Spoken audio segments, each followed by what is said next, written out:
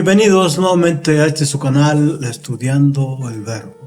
Gracias por acompañarnos en esta hora y gracias por hacer un tiempo especial para estar en comunión con Dios y el estudio de su palabra.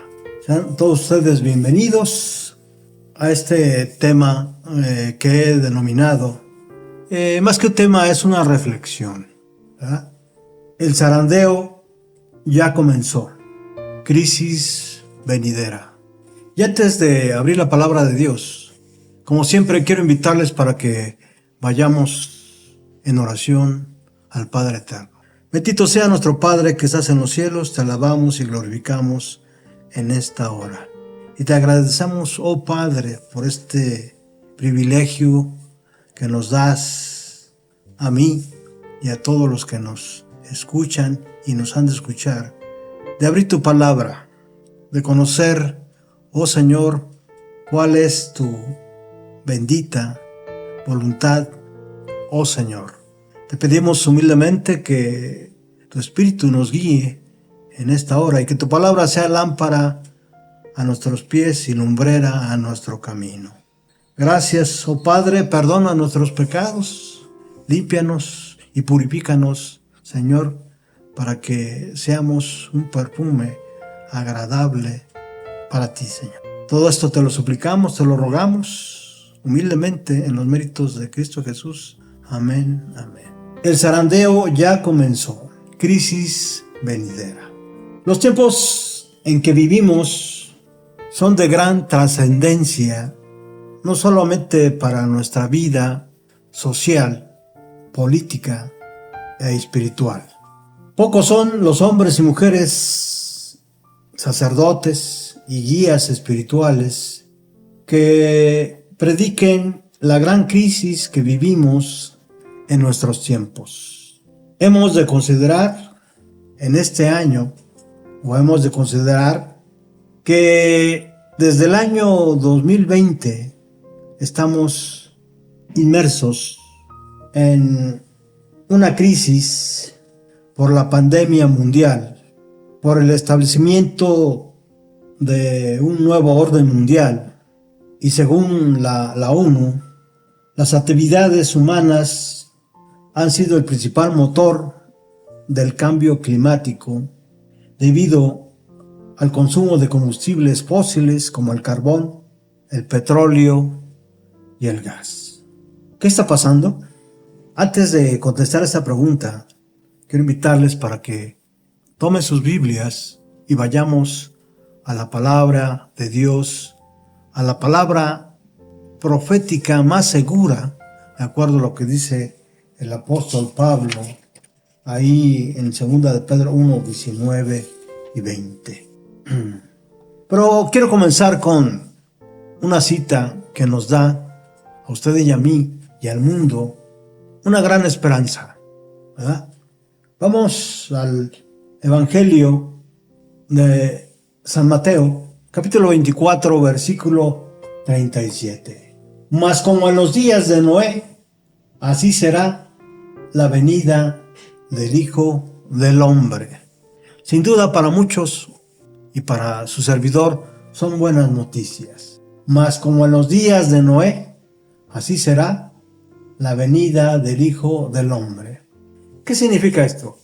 De acuerdo al comentario bíblico adventista, a pesar de la advertencia pregonada por Noé y el testimonio de la construcción del arca, los hombres siguieron con su trabajo habitual y sus placeres acostumbrados, sin considerar en absoluto los acontecimientos que están por ocurrir. Jesús dijo que esta misma despreocupación caracterizaría a quienes vivieran en los días que procederían a su segunda venida. En otras palabras, en nuestro tiempo, ¿verdad? Ahora, quiero invitarles para que vayamos a una segunda cita que se encuentra en Lucas 22, 46. Lucas 22, 46. ¿Qué dice la palabra de Dios? ¿Cómo está escrito? Y él les dijo: ¿Por qué dormís? Levantaos y orad para que no entréis en tentación. ¿Será que la iglesia militante de cristianos, de todos aquellos que esperan la segunda venida de nuestro amado Cristo Jesús, está durmiendo? ¿Está como en los tiempos de Noé, comiendo y bebiendo y dándose en casamiento? Si no es así, ¿qué es lo que está pasando? Veamos. El año 2024 no es un año cualquiera.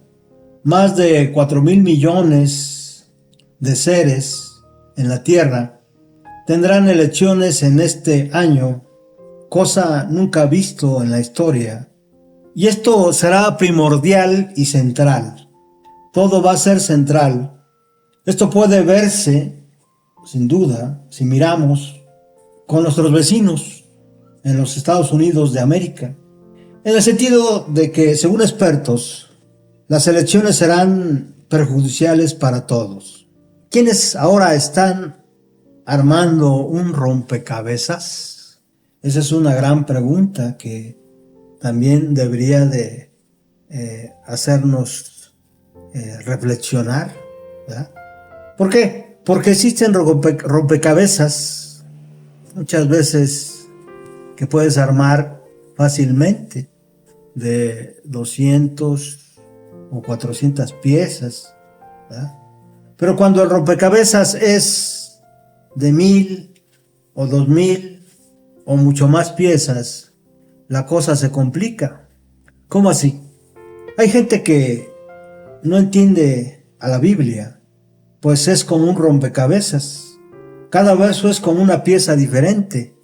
Para poder armar un rompecabezas, sin duda, lo primero que hay que mirar es la imagen. Sin duda esto tiene lógica, para saber qué vamos a armar. Segundo, tiras las piezas y juntas todos los bordes. En el año 2024, como ya dijimos, sin duda, no es un año normal. Ahora, ¿cuántos han escuchado acerca del año 2030? Algunos teólogos afirman que en el año 2024 se han ya casi armado en este rompecabezas todas las piezas. Ahora, por lo que deberíamos ir a la Biblia para colocar las últimas piezas del rompecabezas. Esa última pieza, la Biblia la llama la marca de la bestia. ¿La qué? La marca de la bestia. ¿Qué significa esto? Significa una ley o decreto dominical. Vivimos ya en nuestros días el principio del fin. Dentro de nuestra iglesia, la Iglesia Adventista del Séptimo Día, afirmamos que el tiempo del fin comenzó el 22 de octubre del año 1844, pero algunos comentadores también dicen que inició en el año 2020. Escuchen, por favor, lo que dice esta revista científica de nombre Popular Science, donde habla de un informe o un reportaje que hicieron para los expertos del Club de Roma. 40 años después de su publicación inicial, un estudio ha tomado los límites del crecimiento, donde parece deprimentemente profético, como si alguien tuviera algún conocimiento previo de este informe.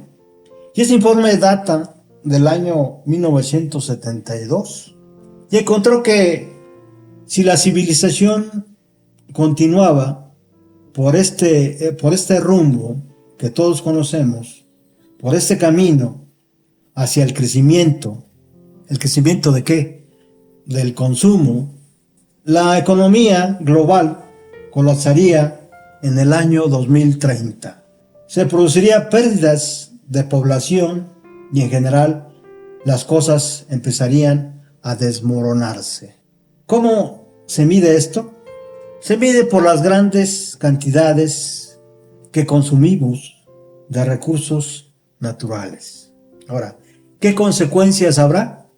Decrecerá la calidad de vida. La condición del planeta estará en crisis. ¿Y qué implica esto? Pérdidas de población. Es decir, hoy sabemos por investigadores que la tasa de vida de hombres y mujeres promedio es de 74 hasta 78 años, ¿verdad? Imagínense si esto sigue así como vamos, según este estudio y los expertos en esta materia, habrá pérdidas de población. ¿Pero qué dice la Biblia acerca de todo esto? ¿Serán señales que nos hablan acerca de lo que los apóstoles o discípulos de Jesucristo le preguntaron a Jesús frente al templo de Jerusalén? Quiero invitarles para que vayamos al capítulo 24, versículo 3, 4, 5 y 6. Mateo capítulo 24, versículos 3, 4, 5 y 6. Nos habla acerca de las señales de los tiempos, del fin de los tiempos. Estando él sentado en el monte de los olivos, Jesús, los discípulos se le acercaron aparte diciendo: dinos, ¿cuándo serán estas cosas? ¿Y qué señal habrá de tu venida y del fin del siglo? Noten la pregunta que los discípulos o apóstoles le hacen a Jesús, ¿verdad? ¿Por qué? ¿Por qué preguntaron ellos? ¿Verdad? ¿Por qué preguntaron ellos eso? Y nosotros nos regresamos al versículo 1 y 2. Jesús, cuando salió del templo y se acercaron sus discípulos para mostrar los edificios del templo, y respondiendo él les dijo: ¿veis todo esto? De cierto os digo que no quedará piedra sobre piedra que no sea derribada. Así que ellos se quedaron pensativos y sin duda querían saber a qué se refería Jesús. Versículo 4, ¿verdad? Una de las señales, ¿sí?, que Jesús pone como principales es: mirad que nadie os engañe. Versículo 5, porque vendrán muchos en mi nombre diciendo: yo soy el Cristo, y a muchos engañarán. Versículo 6, y oiréis guerras y rumores de guerras. Mirad que no os turbéis, porque es necesario que todo esto acontezca, pero aún no es el fin. Muchos se preguntarán: bueno, siempre ha habido guerras y rumores de guerras desde hace mucho tiempo, desde siglos pasados, algunos siglos pasados, ¿verdad? Sin embargo, para que nosotros podamos reconocer estas señales del tiempo, necesitan estas ser señales mundiales que nos indican el principio del fin. Ahora, ¿podemos confiar en la palabra de Cristo? Desde luego que sí, ¿verdad? Por eso el apóstol Pedro, en 2 de Pedro 1:19, nos dice lo siguiente: tenemos también la palabra profética más segura, a la cual hacéis bien estar atentos, como a una antorcha que alumbra un lugar oscuro hasta que el día esclarezca y el lucero de la mañana salga en vuestros corazones. Entendiendo primero esto, que ninguna profecía de la Escritura es de interpretación privada. Versículo 21, porque nunca la profecía fue traída por voluntad humana, sino por los santos hombres de Dios hablaron siendo inspirados por el Espíritu Santo. ¿Debemos confiar en la palabra de Cristo? Desde luego que sí, ¿verdad? El apóstol Pedro, ¿verdad?, nos dice que tenemos la palabra segura más profética. Y además nos dice que en el versículo 16, porque no nos hemos dado a conocer, porque no os hemos dado a conocer el poder y la venida de nuestro Señor Jesucristo siguiendo fábulas artificiosas, sino como habiendo visto con nuestros propios ojos su majestad. ¿Verdad? Ahora, el versículo 7 de Mateo 24 nos habla de algunas señales que están sucediendo ya en nuestros días. ¿Qué dice Jesús?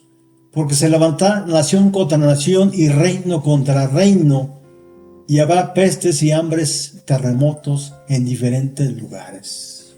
Para que esto sea una señal verdadera, sin duda debe ser una señal a nivel mundial, ¿verdad? Cuando habla de guerras, debe de ser guerras mundiales, de proporciones mundiales, ¿verdad? Ya fue la Primera Guerra Mundial, la Segunda Guerra Mundial. ¿Habrá ya sucedido la Tercera Guerra Mundial? Esto tendríamos que responderlo en otro tema, ¿verdad? Pero otra señal es que habría pestes, ¿verdad? Pestes. ¿Y qué significa pestes? Enfermedades. Pero no cualquier enfermedad, debe ser una enfermedad o una pandemia mundial. Y en nuestros días hemos vivido, a partir del 2020, una pandemia mundial, ¿verdad? Donde hubo pérdidas de población, hubo crisis en la cuestión de salud en todas las naciones. Todas las naciones se vieron la realidad de que no estaban preparados para enfrentar esta pandemia o esta peste, esta crisis de salud. Ahora, ¿qué más? Cuando hablan de hambruna, también igualmente debe ser de proporciones mundiales. Debe haber escasez de alimentos y de agua. Hoy tenemos ese problema, no solamente en nuestro país, sino también en Europa. Hay un pensamiento, un deseo de los hombres en privatizar el agua, ¿sí? Con propósitos egoístas, con propósitos de preservar, ¿sí?, este líquido, ¿sí?, de manera personal, de manera particular, ¿verdad? Sin duda también el abasto de los alimentos, una vez que crezca la crisis a nivel mundial, habrá de ser medido, habrá de ser limitado, habrá de ser encarecido. Ahora, terremotos, cuando Jesús habla de terremotos, sin duda también habla de nuevos fenómenos, que no solo se refiere a temblores, perdón, sino también a huracanes y tsunamis que antes no sucedían y ahora se ven de manera continua. Ahora, ¿estamos preparados? Sin duda, muchos hoy en día no están preparados. ¿Cómo podemos prepararnos? Solo hay una forma de que estemos preparados para la crisis final que se avecina, que se viene, y es teniendo una relación íntima o personal con el autor de la fe, con el autor de la vida, que es Cristo Jesús, nuestro Salvador. Así que, estimados hermanos y amigos, lo primero que tenemos que hacer en esta hora es despertarnos, ¿verdad? Vayamos nuevamente al versículo que ya habíamos leído, que se encuentra en el Evangelio de Lucas, capítulo 22, versículo 46. Estoy leyendo la versión Reina Valera 60, donde Jesús les dijo: ¿por qué dormís? Levantaos y orad para que no entréis en tentación. ¿Qué necesitamos? No dormir, ¿verdad? Y aunque Jesús dice en su palabra que la hora y el día nadie la sabe, sino solamente el Padre, nosotros debemos prepararnos. Que el Señor nos bendiga a todos. Gracias por acompañarnos en esta hora. Gracias por hacer un momento por tener un momento especial de comunión con Cristo Jesús y su palabra. Y les invito para que nos continúen escuchando en esta hora. Que el Señor les bendiga abundantemente.